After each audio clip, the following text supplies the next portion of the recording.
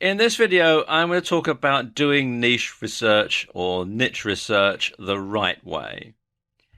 And when it comes to doing niche research the right way, on finding a niche that you want to start marketing to, the best thing is to start with what you know. So the easiest niches to find and dominate are the ones that you've got some experience in. And when you think about it, you know more than you think you do. And you've got more experience than you think you have. Everybody does. Everybody has done lots of different things throughout their lives. So you know a lot more than you think you do. And you've more experience than you think you have. Now, when it comes to finding niches, there are basically three broad categories that most niches are going to fall into. And those are work and business, hobbies, and personal life. And just about everything out there could fall into one of these three broad categories. Now let's talk about work and business for a moment. Have you run a business in the past? Are you running one right now? Now, don't count your internet marketing business unless you've been running it for a long time and you've made a ton of money. You really don't want to start going into the IM niche until you really know what you're doing and you really know what you're talking about. If you don't have a business, have you had a job in the past? Are you working in a job right now and internet marketing is perhaps just a sideline venture for you? What jobs have you done in the past? Have you always been in the same career? Have you done other things as well? That's something else that you need to think. Think back to every single job that you've ever done. Because you see, all businesses have certain things in common. They're all going to have similar things that people who are in them, running them, need to know. And each thing that all these businesses have in common is a potential niche, and it's a potential broad niche that can cover lots of different businesses. That said, other things are unique to each business sector. Somebody running a manufacturing business, like we see in this picture, is going to have different challenges, different issues, different problems than someone who's running a service business, like, say, a restaurant. So each of those is also a different potential niche. So what business sector or industry have you been involved with? Well, that's a niche, because your business isn't the only one out there.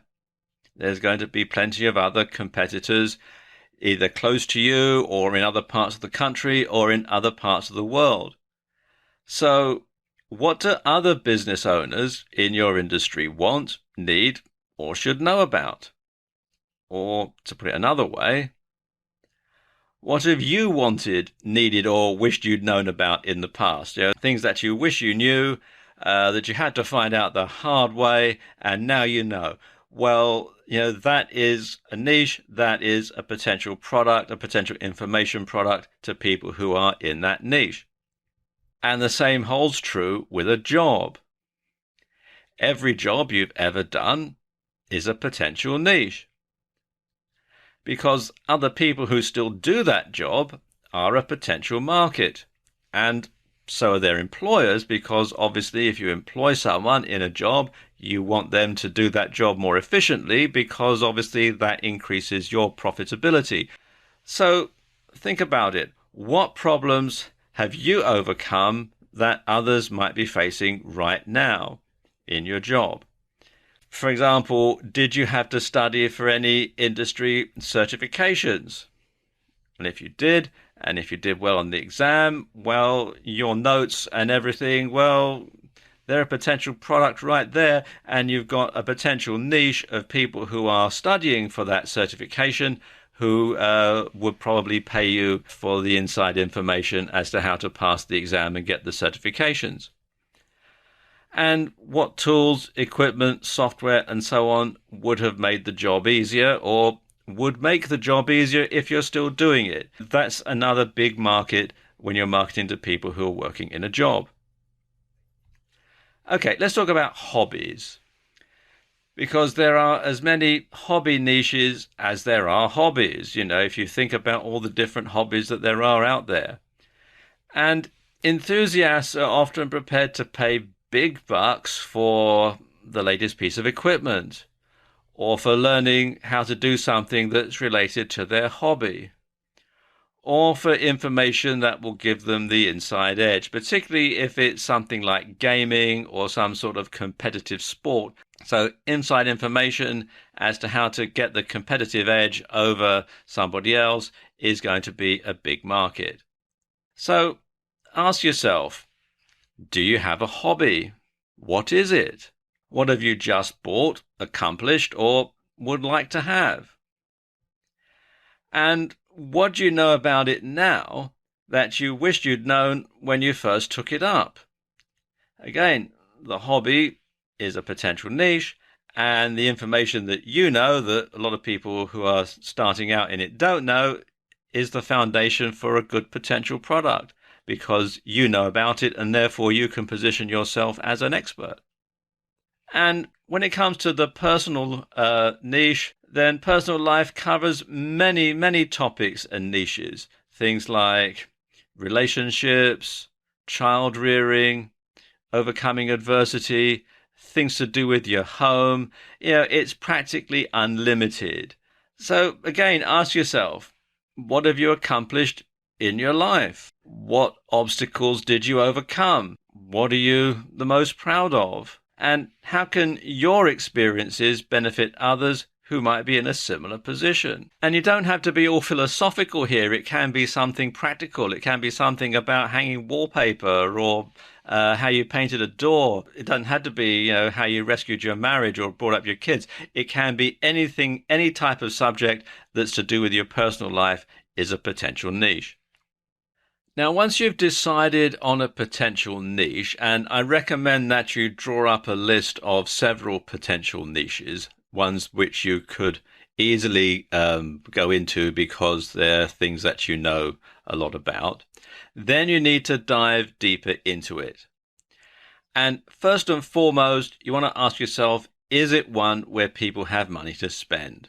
If it's not a niche where people have money to spend, then it's not worthwhile getting involved in it, because after all, at the end of the day, you're doing this niche research to find a niche to sell to make money. So if the people who are in that niche don't have money to spend, then it's not worth getting involved.